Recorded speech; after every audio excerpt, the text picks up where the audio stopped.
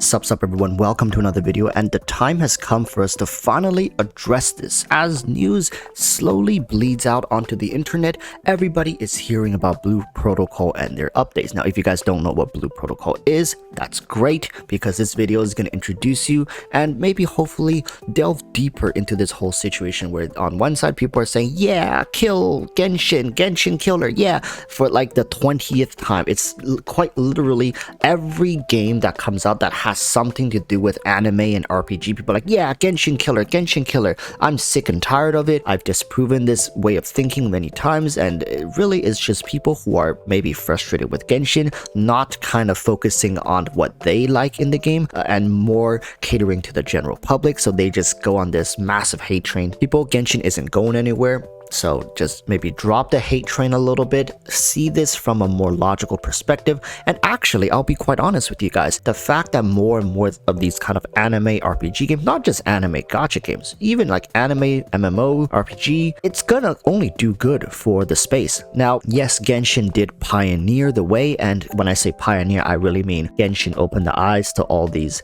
rich investors, showing that, hey, you know, maybe focus more on the anime formula, because there's a lot, and I mean a lot of money to be made in this space, right? And Genshin is only just showing us the tip of the iceberg when it comes to the true potential of how easy it is to siphon money from horny otakus all around the world. And hey, I'm gladly, and I repeat, I am gladly one of them. So focusing on Blue Protocol, they have news updates every now and then. They've been doing live streams, and so far it has been not confirmed but published. And remember, when MMORPGs and companies publish this stuff, just take it with like a truckload of salt, because it always seems to get pushed back. So in Q1 of 2023 is going to be the Japanese, I believe, beta test or official release, and then Q3 is when global is going to be able to have a chance at playing Blue Protocol. So this is big news, because hopefully sometime next year, which you guys think, oh, next year it's gonna be a year. How fast did 2022 blow past you? Let's be honest, right? It's right around the corner. If you guys want, comment down below. I would love to do some news update when it comes to Blue Protocol. I've been waiting for this game for like a good part of a year and a half now,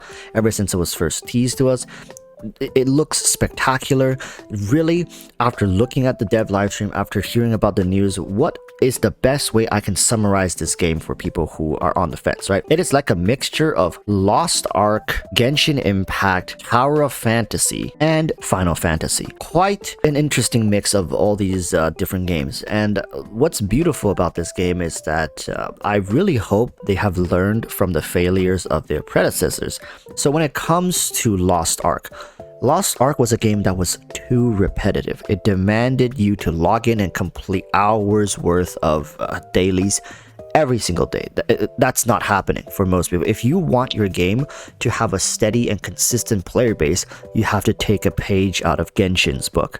One of the main reasons why people can commit to Genshin is Genshin allows you to play this game while committing to other games and other activities in your life. It doesn't suck 4 hours of your day as a bare minimum. And that's where games like Lost Ark, Tower of Fantasy falls off really hard. I mean, Genshin did fall off too, but it sustained a very strong and consistent player base ever since. So one of the main reasons is because the minimum level of commitment is a very comfortable, cool 30 minutes per day, right? So I don't know how Blue Protocol is going to approach this, but I really hope that they lean more to the Genshin side than the Lost Ark side. Now then, you guys would say, Walrus, that's a terrible idea, because if they do that, then it's just another Genshin, right? We can only play this beautiful game for 30 minutes a day, but there's a little difference between MMORPGs, traditional RPGs, and gacha RPGs. Gacha RPGs, because they need to limit your progression, and the product they're trying to sell you are the characters through gacha.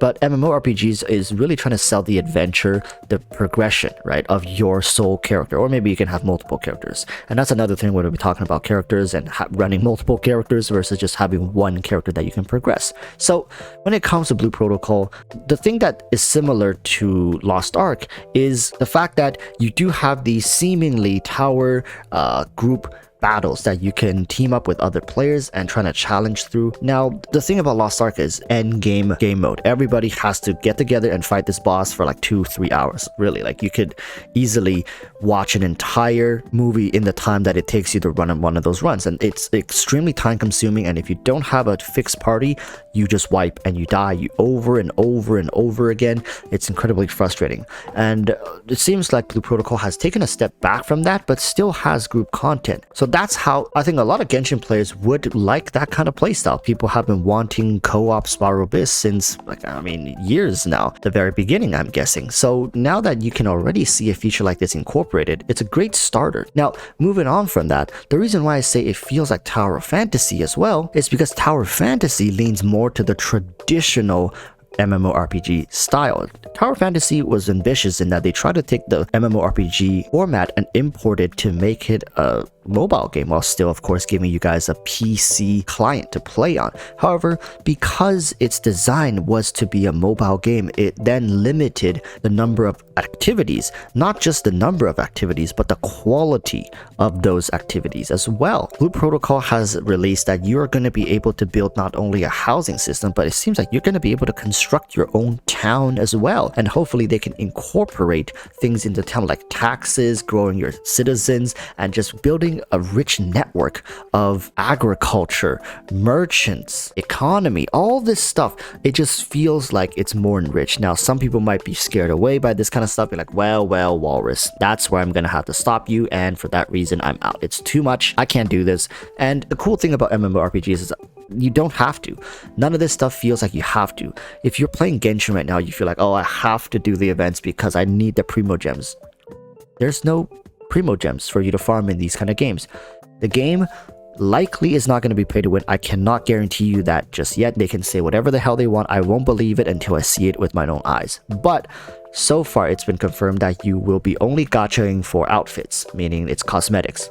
Right, these outfits won't have any additional stats, so that's a plus. And I'm proud to say that a product like Blue Protocol really is riding the success of Genshin. Now, I'm not trying to like make Genshin sound like a god here, but it's true that Genshin has opened the doors to showcase the world that anime RPG games is the way to go going forward. And for the past 2 years, we've really struggled to have any sort of competition when it comes to Genshin Impact. And I can safely say Blue Protocol is likely going to be one of the biggest competitors to Genshin's space in anime RPG games. As much as Genshin will want to brand itself as an adventure RPG, you can't deny the fact that its main popularity comes from its art style and how polished the game looks. The quality of the game is just undeniable. And if you look at Blue Protocol, this is going to be a much bigger game because it's going to be on PC. This is going to have likely an incredibly complex combat system that is much more free-to-play friendly because there is a lack of gacha systems. Yes, it's going to be multiplayer, and yes, likely there's going to be PvP, but in a game where things are more equalized, as opposed to games like Tower of Fantasy, where there is still an advantage given to people who just spent money on the game. But from my experience, PvP is just not a game mode most people prefer. Like I said, one of Genshin's main reasons for being so successful is the lack of PvP, the lack of competition. People can play this game without feeling like there's a constant struggle for some sort of invisible hierarchy where, oh, if you don't PvP, right, like, oh, then you suck. Then people can trash talk you. If you have some sort of leader ranking, people can see that, like, oh, look, you're like bronze or you're like silver. It happens in other PvP based games.